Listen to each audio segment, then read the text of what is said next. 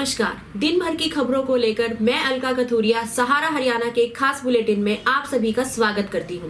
तो चलिए खबरों को विस्तार से जानने से पहले एक नजर डाल लेते हैं हेडलाइंस पर। हाथरस गैंगरेप मामले को लेकर कांग्रेस ने किया मूक सत्याग्रह प्रदर्शन, बेटी के लिए मांगा इंसाफ।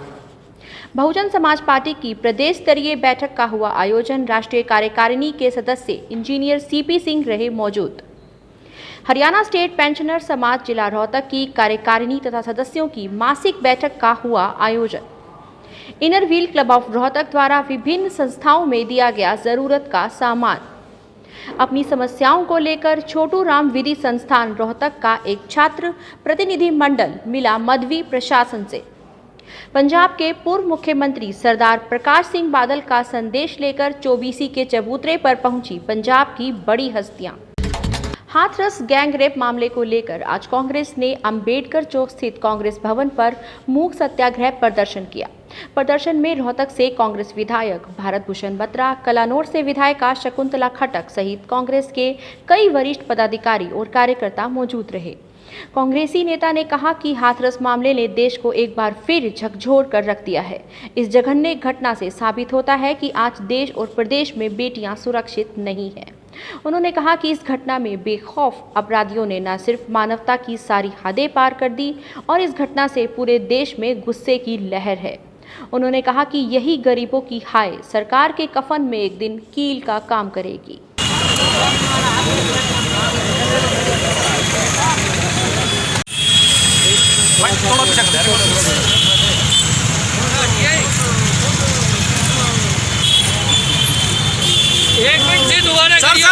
जो हमारी बेटी मनीषा वाल्मीकि के खिलाफ घिनौनी हरकत की है, उसके समर्थन में हमने ये मौन प्रदर्शन किया। हाईकमान के आदेश से श्रीमती सोनिया गांधी, पूर्व हमारे अध्यक्ष राहुल गांधी, चौधरी भूपेंद्र सिंह हुड्डा जी, बहन कुमारी शैलजा जी के आदेशानुसार हमने प्रदर्शन किया।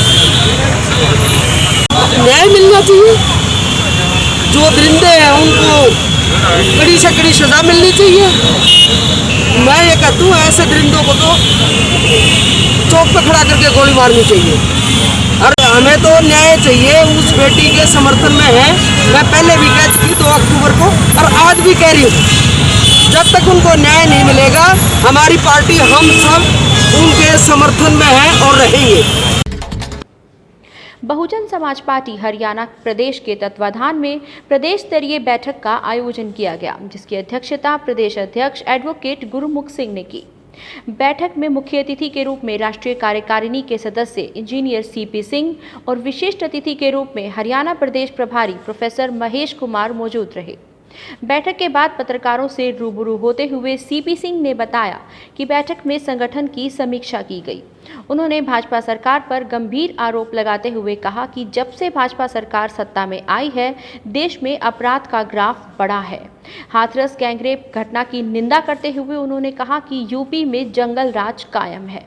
उन्होंने कहा, देश में इस तरह के जघन्य अपराध देखने को पाए गए हैं जब से ये केंद्र में सत्ता में बीजेपी की सरकार आई है। और उत्तर प्रदेश में बीजेपी की सरकार है, वहाँ पर इस समय बिल्कुल जंगल राज चला हुआ है, जिसे हमारी नेता ने भी बाइट के माध्यम से, ट्विटर के माध्यम से और प्रेस नोट के माध्यम से बताने का काम किया है कि वहाँ का जो मुख्यमंत्री है वो लॉ एंड ऑर्डर को नहीं संभाल पा रहे हैं। और उन्होंने सलाह भी दी कि जब मैंने 4 बार यहाँ सरकार चलाई तो यदि उन्हें सरकार चलाने का तजुर्बा नहीं है, यदि मेरे तौर तरीकों को अपना ले तो 50% ये अपराध तो वैसे ही बंद हो जाएंगे। और यदि उसके बाद भी यहाँ पर अपराध नहीं रुक रहे हैं तो केंद्र में जो देश के प्रधानमंत्री को भी उन्होंने सलाह दी कि भाई या तो इस मुख्यमंत्री यदि इसको काम करना नहीं आ रहा है तो या तो किसी अच्छे आदमी को लगाकर यहाँ मुख्यमंत्री चेंज किया जाए, और यदि ऐसा नहीं कर सकते, किसी का दबाव है, आरएसएस का दबाव है, किसी का दबाव है, तो आप मतलब ना फिर यहाँ पर राष्ट्रपति शासन लगाएं।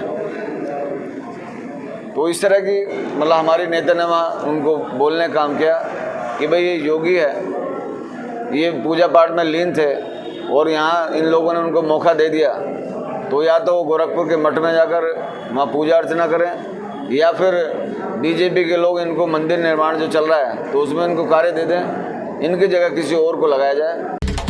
हरियाणा स्टेट पेंशनर समाज जिला रोहतक की कार्यकारिणी और सदस्यों की मासिक बैठक जिला प्रधान देवी सिंह देशवाल की अध्यक्षता में मानसरोवर पार्क स्थित वरिष्ठ नागरिक भवन में संपन्न हुई। कार्यकारी अध्यक्ष देवराज नांदल ने बताया कि नेशनल पे फिक्सेशन के मामले में काफी समय से लंबित होने के कारण हरियाणा के पेंशनर समाज में जो रोष था वो गत दिनों 1 अक्टूबर को चंडीगढ़ में उच्च अधिकारियों के साथ हुई बातचीत और समझौते के बाद समाप्त हो गया है। हरियाणा प्रधान महालेखाकार विकास बंसल और वित्त विभाग हरियाणा सरकार की ओर से डिप्टी सेक्रेटरी मनोज खत्री समझौता बैठक में शामिल रहे। प्रधान महालेखाकार हरियाणा ने नेशनल पे फिक्सेशन के निर्णय के अनुसार 1 जनवरी 2016 से पूर्व सभी रिटायरी पेंशनर्स के मामले 5 अक्टूबर 2020 के बाद महालेखाकार को भेजने का निर्णय हुआ है। सभी केसेस को 24 जुलाई 2020 के फॉर्म के अनुसार भेजा जाना है और समयबद्ध तरीके से सभी केसों का निराकरण कर दिया जाएगा। उन्होंने ये भी कहा कि इस समझौते से पेंशनर समाज की जीत हुई है। Inner wheel club of Rohtak द्वारा विभिन्न संस्थाओं में जरूरत का सामान बांटा गया। Inner wheel club of Rohtak की प्रधान कोमल शर्मा ने बताया, सेक्टर स्थित गांधी स्कूल में पढ़ रहे सभी बच्चों को 40 स्टीमर, 40 मास्क और फल वितरित किए गए और कन्हेली रोड पर स्थित MTFC संस्था में स्कूल में इंकजेट और लेजर प्रिंटर भी दिए गए।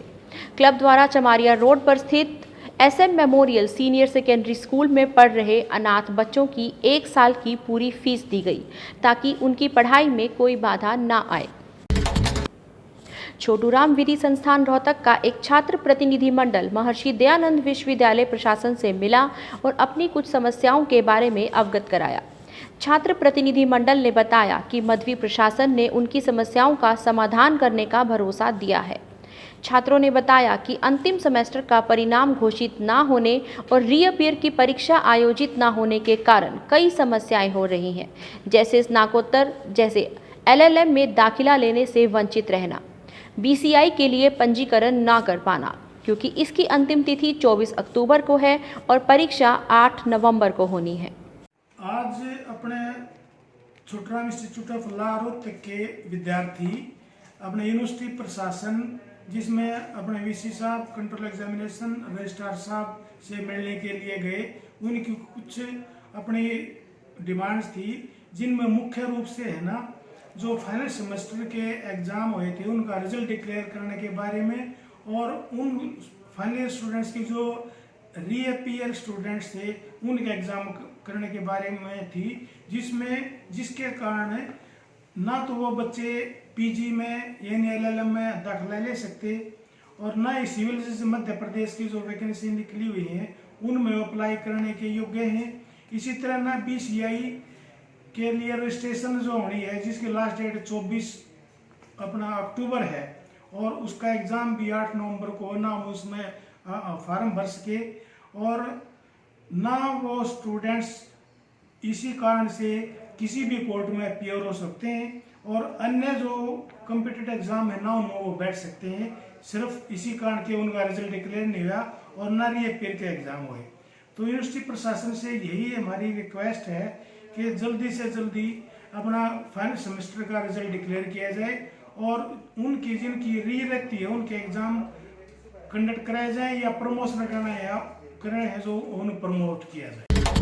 3 कृषि बिल के विरोध में महम के चबूतरे से उठी आवाज को मजबूत करने के लिए पंजाब के शिरोमणि अकाली दल के वरिष्ठ उप प्रधान और पूर्व सांसद प्रेमचंदू माजरा, राज्यसभा सांसद बलविंदर सिंह और SGPC सदस्य सरदार भूपेंद्र सिंह, शिरोमणि अकाली दल हरियाणा के प्रवक्ता कंवलजीत सिंह, शिरोमणि अकाली दल कुरुक्षेत्र जिला प्रधान तेजेंद्र सिंह मक्कड़, सरदार परमजीत सिंह ढुलिया, ज्ञानी तेजपाल सिंह और सरदार जसबीर सिंह अपने साथियों के साथ पहुंचे।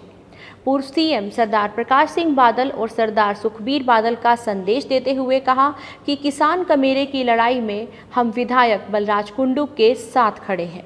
आज के लिए इतना ही, फिर मुलाकात होगी हमारे अगले एपिसोड में। तब तक के लिए शुभ रात्रि, शब खैर, नमस्कार।